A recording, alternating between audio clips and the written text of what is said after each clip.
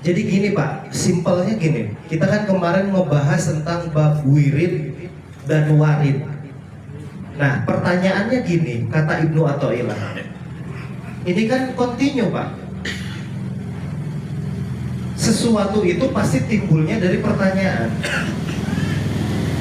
Apapun yang dikerjakan itu pasti akan mendapatkan atau menghasilkan pertanyaan. Makanya Ibnu Athaillah di sini menjawab bagaimana orang yang meremehkan warid. Jadi ada orang yang meremehkan warid. Maksudnya gimana sih Kang? Gini Pak, orang yang meremehkan warid itu begini. Kata Ibnu Athaillah begini, idza ra'aita abdan, di mana-mana kamu melihat, di mana-mana maneh nempo abdan kepada satu orang. Ada satu orang, misalkan kita melihat satu orang nih Pak, dari salah satu kita. Terus orang itu begini, aqamahullahu ta'ala biwujudil awrad. Dia itu tidak pernah Pak meninggalkan wirid, tidak pernah. Pokoknya mah wiridnya rajin lah. Tetapi orang itu tidak pernah mendapatkan warid. Maksudnya tidak pernah mendapatkan Nah, pertanyaan itu timbul karena dia sudah meremehkan sebenarnya. Cek Ibnu Athaillah gitu Pak. Misalnya gitu. Orang ini usaha udah 20 tahun, tapi itu benghar-benghar. Teh meremehkan pertanyaan kita teh. Benar Pak? Jadi sesuatu yang dipertanyakan, maka sesungguhnya itu adalah tanda orang itu ragu. Beda apa ya Pak? Pertanyaan itu timbul karena keraguan. Kalau orang itu tidak bertanya, maka dia tidak akan pernah ragu. Kalau orang itu tidak ragu, maka dia tidak akan pernah bertanya. Makanya keraguan itu menimbulkan satu keyakinan. Ya. Makanya kalau dalam konteks fikih, orang wajib Pak bertanya. Fikih itu dia itu akan selalu berevolusi Pak. Fikih itu pertanyaannya. Dulu Bapak nggak pernah ada yang namanya jual beli online. Tapi sekarang karena sudah berubah, nah ini Pak, maka orang akan langsung bertanya, Kang gimana kalau saya beli pulsa ijab kabul? Nah terus. Nah ini juga sama, secara ilmu filsafat, orang yang meremehkan warid, wiridan lah gitu ya. Tuh tinggal si eta cenah wiridan we rajin, tapi tetap pernah bisa hiber. Ngalungin kita bisa cenah. Waridnya mana cenah? Kan gitu tah. Itu teh salah satu tanda orang sudah meremehkan wiridan, meremehkan warid. Padahal di sini Ibnu Athaillah mengatakan begini Pak, li'annaka lam taro, ketika kamu tidak pernah melihat satu keistimewaan, maksudnya tahu keanehan gitu banyak, tidak bisa melihat, tidak bisa terbang, tidak bisa berjalan di atas air, gitu kan? Li'annaka lam taro alaihi simal arifina wala bahjatal muhibbina palaula waridun makana wirid. Maksudnya gimana kan? Gini, kalau kamu tidak melihat orang yang rajin wiridan terus tidak ada keistimewaannya, maka sesungguhnya yang kamu lihat itu bukan waridnya. Karena apa? Sebenarnya mana nanti sebenarnya warid Pak. Seperti bapak-bapak ya, bapak-bapak rajin berjamaah, itu teh warid Pak. Saya rajin berjamaah Kang, tapi cenah alhamdulillah teh bisa wae ngaleungit. Eta teh masih kena termasuk warid. Karena kata Ibnu Athaillah begini Pak, kamu tahu nggak yang dimaksud waridnya itu apa? Dia masih bisa istiqomah. Bagaimana mungkin Allah memberikan warid kepada hambanya kalau misalkan hamba itu tidak berhenti di dalam wiridannya? Berarti kontinu wiridan itu juga termasuk salah satu. Itu sebenarnya mau dibalikin mah gampang Pak. Jadi Pak, kalau warid itu kayak gini Pak nih. Saya mengatakan begini Pak. Warid itu bukan karena amal. Waridnya namanya apa? Istimewa lah. Istimewa itu bukan karena amal. Istimewa itu bukan karena pekerjaan. Istimewa itu bukan karena kita sering tadarus atau kita sering dzikir. Warid itu anugerah. Anugerah itu diberikan kepada orang oleh Allah itu secara sistem acak Pak. Tetapi kebanyakan warid itu diberikan karena amal. Makanya kumaha sih Kang maksudnya contohnya, saya bikin satu analogi kieu Pak ya. Ya, dalam satu warid kieu Pak. Makanya kan ke dina bab kadituna warid teh kan tilunya. Aya warid nur, aya warid qalbun, aya warid ilmu. Lamun warid ilmu ya Pak, contoh warid ilmu ya. Misalkan contoh, saya tidak pernah dulu di pesantren ngaji yang namanya kitab tafsir Ibnu Sirin atau tafsir mimpi. Ketika di masyarakat, tiba-tiba ada masyarakat bertanya, saya ngimpi ya, ngimpi naon? Saya ngimpi, di dalam ngimpi teh aya ombak gede, terus aya angin gede. Tah mimpi saya teh naon? Waduh, kumanya ngajawabna, saya tak pernah ya ngaji tafsir Ibnu Sirin. Akhirnya saya dibuka Pak, dibuka, mutolaah, dibuka. Akhirnya saya bisa baca kitab tafsir mimpi. Eta warid bil ilmi. Karena ada satu ilmu yang tidak diajarkan tapi bisa hiji ta. Nu kadua warid bil qalbi. Aya Pak, orang yang hatinya itu luar biasa. Padahal banyak sholatnya pas-pasan lah sholatnya mah. Ya kadang lamun hudang jam 5 nya sholat jam 5 pas-pasan lah sholatnya mah. Jam genep ya udah sholat jam genep. Asar kadang jam 5, setengah genep, kadang jam 4, kadang berjamaah, pas-pasan lah sholatnya. Tapi dia diberi anugerah itu benar-benar luar biasa ketenangan hati. Tidak gampang baper. Lamun diuji ku Allah manehna menerima dengan syukur. Eta warid ya. Kade Pak. Kadang-kadang kan bola liar di masyarakat tahu apa? Bapak tahu nggak bola liar di masyarakat tahu? Tuh tempon ngaji wae ka masjid ge angger cenah hatena mah makan wae. Kitu sakadang-kadang berarti can menang warid bil qalbi. So beda nu katilu nu katilu warid bin nur, keyakinan. Iya Pak. Warid nur, keistimewaan nur kieu Pak. Bapak ingin tahu nggak warid nur itu seperti apa? Saya bikin contoh analogi kieu Pak Wi ya. Misalkan Pak Andri didolim ya, didolim usaha upajaki, karena memang dua arwahnya sok heureung ya udah ini dapat mana-mana. Misalkan Pak Andri didolim ya, ceng saya ceng, misalkan ya Pak Andri didolim upajaki, akhirnya di hati Pak Andri ngomong kieu Pak, orang nyari hati kemana Jak, mana ngomongnya kos gitu.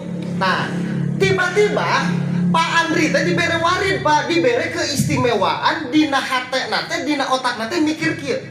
Kenapa sih Allah selalu memberikan sakit hati lewat tangan manusia? Oh, pernah tuh mikir kadinya? Kunaon sih teu Allah anu langsung nonjok? Kunaon sih Allah anu teu langsung ngagibah? Kunaon sih Allah anu teu langsung nyindiran? Kenapa sih Allah memberikan rasa sakit itu harus melalui makhluknya? Kau pernah tuh mikir kadinya? Entah kan? Nih, saya bikin analogi kieu. Bapak ingin tahu nggak? Ya misalkan Pak Andri ya otaknya tiba-tiba gitu. Kenapa sih ya Allah engkau selalu memberikan rasa sakit hati itu lewat makhluk, lewat manusia gitu ya? Jawaban anak, ingat Pak. Bapak ingin tahu jawabannya? Agar manusia itu tidak nyaman bersandar kepada makhluk, guys gitu. Lamun manusia merasa nyaman bersandar dengan makhluk, guys, berarti Pak Andri jeung Pak Jaki moal selek. Moal tapi kayak lagi. Bener mau selek Pak. Nih sekarang gini Pak, kenapa Bapak sama istri itu sering ada masalah? Kenapa Bapak sama anak itu sering ada masalah? Timbul rasa sakit hati. Bapak ingin tahu? Karena di situ Allah mengatakan, kenapa aku memberikan rasa sakit hati lewat bangsa kalian sendiri? Karena supaya kamu tidak nyaman dengan makhluk itu. Itu sih jawabannya. Kalau kita sudah nyaman kepada satu makhluk, satu manusia, dipuji Pak, dipuja-puja, jangan. Oh, kita memberikan jawaban Pak. Warid itu mahal Pak. Mahal itu warid itu. Makanya kalau Bapak bertanya, pantesannya saya sok pas saya jadi istri, berantem sama anak beda pendapat, berantem sama istri beda pendapat, berantem sama jamaah beda pendapat, berantem sama teman-teman beda pendapat. Ingat Pak, jawabannya tadi Allah sengaja memberikan rasa sakit lewat manusia lagi, lewat bangsa kita lagi. Itu karena Allah ingin supaya kita tidak nyaman nyaman kepada makhluk itu. Itu Pak jawaban keren mah. Yang terakhir, kenapa sih rasa nyaman itu sulit? Pak, nyaman itu bukan punya kita. Teboga rasa nyaman jelema mah, manusia itu nggak punya rasa nyaman. Nyaman manu Allah. Nyusah pandri. Ini rada cerah ya. Oh iya benar. Ini rada dalam. Siapkan logikanya, siapkan otaknya. Manusia itu tidak punya rasa nyaman, Pak. Nyaman itu kepunyaan Allah, bukan kepunyaan manusia. Bapak pernah nggak berpikir ketika Bapak membeli kasur, Bapak membeli dengan tibra nasare? Nyaman mana Allah, Pak? Nyaman itu bukan kita. Manusia itu tidak punya rasa nyaman. Rasa nyaman itu punya Allah. Lamun Pak Andri diberi Samsu tebekieun nyaman aku janaka tetep bisa. Nanti bejaan. Di bener nyaman mana Allah, Pak, bukan manusia. Sok aki-aki mumpung diberi super teh. Ayeuna teh udah ngaran beureum we. Sok ayeuna Bapak beli kasur 10 juta inoa. Tapi manggih samak tina pandan. Cek aki-aki teh, saya mengenahkan di dia. Itu bisa dibeli Pak nyaman. Makanya riwayat hijrah Rasulullah dari Mekah ke Madinah itu kan tolak al-Banu kan? Ya. Di situ kan di masyarakat Madinah teh kieu ya, ngumpul Pak. Ya Rasul, sini tidur di sini. Ya Rasul, tidur di rumah saya. Ya Rasul, istirahat di rumah saya. Kata masyarakat siapa? Madinah. Karena menyambut hijrah Nabi dari Mekah. Apa jawaban Nabi? Saya akan istirahat di rumah ketika unta saya duduk di rumah itu. Nah coba, unta Nabi itu duduk di rumah anu goreng, Pak. Anu hareup nate anu imah nate gubuk, hareup nate tangkal jambuan ieu muncul urang mah. Akhirnya naon coba? Saya akan istirahat di sini. Cek batur naon? Piraku Nabi istirahat di imah butut. Kembali lagi, kita nggak punya rasa nyaman. Kalau kalau misalkan kata Bapak, rumah semakin tingkat, semakin enak tidur, berarti orang-orang yang tidur di sana itu lebih. Tapi bukti anggar gering di Sarawak tuh isut-isut tuh cuangki hijau dari itu kuningan. Nyaman, tidak punya. Manusia itu nggak punya rasa nyaman, Pak. Wallahi saya tak. Itu yang dipegang sama saya. Ketika dengan sangona teri jeung daging ayam, lamun nyaman adina teri, nyaman geus begitu. Manusia itu nggak punya, Pak, nggak punya rasa nyaman. Bapak beli kasur itu sebenarnya Bapak tidak satu paket dengan tidurnya. Misalkan, wah jika kalau saya beli kasur 10 juta berarti tidur saya lebih lebih nyenyak. Bohong, Pak, bohong. Intinya apa? Tidur itu yang punyanya Allah. Kenyamanan itu dari Allah, Pak, bukan dari kita. Walaupun standar level Bapak lebih tinggi. So gerak. Andaikan digigir dia ayat tajuk dibandingkan jeung buka per masjid megah, tapi tajuk nanti di handapna balong. Tuh, nyaman mah da Allah lain jeung. Paham ya namanya? Makanya kadang-kadang kan kieu, pausa cenah ieu aya daging. Pausa dia cenah aya ieu rica-rica entok, moal aing mah geus hayang sayur asem. Saya Pak ari geus nyaman jadi nyaman. Oh cenah embung wae cenah. Ieu padahal ayeuna mah jeung rica-rica. Ieu. Bener saya mah berarti tinggal di kabudang bener. Pak, nyaman itu sulit. Bapak mau di makanan kek. Misalkan cek istri Bapak, suami saya mah aneh pausa cenah. Makan teh cenah enggak pernah ini teri, tempe, sambal. Ingat Bu, nyaman itu punya Allah bukan punya kita. Seandainya makanan mahal itu lebih nyaman, orang-orang pasti berbondong-bondong, Pak. Itu enggak seperti itu. Nah maka inilah. Jadi jawabannya hebat kan? Oh ternyata warid itu gitu ya. Intinya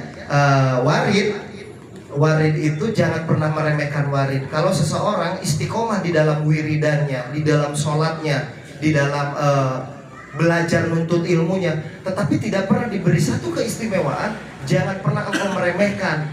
Harusnya engkau bertanya, bagaimana mungkin Allah belum menurunkan warid tetapi dia mesti istiqomah. Ternyata waridnya itu di istiqomahnya. Seandainya Allah memberikan keistimewaan, belum tentu dia akan istiqomah. Itu cara bijakna, tadi pakai balagoh mah.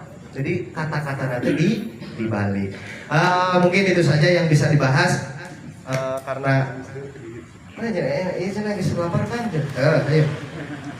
Ini aja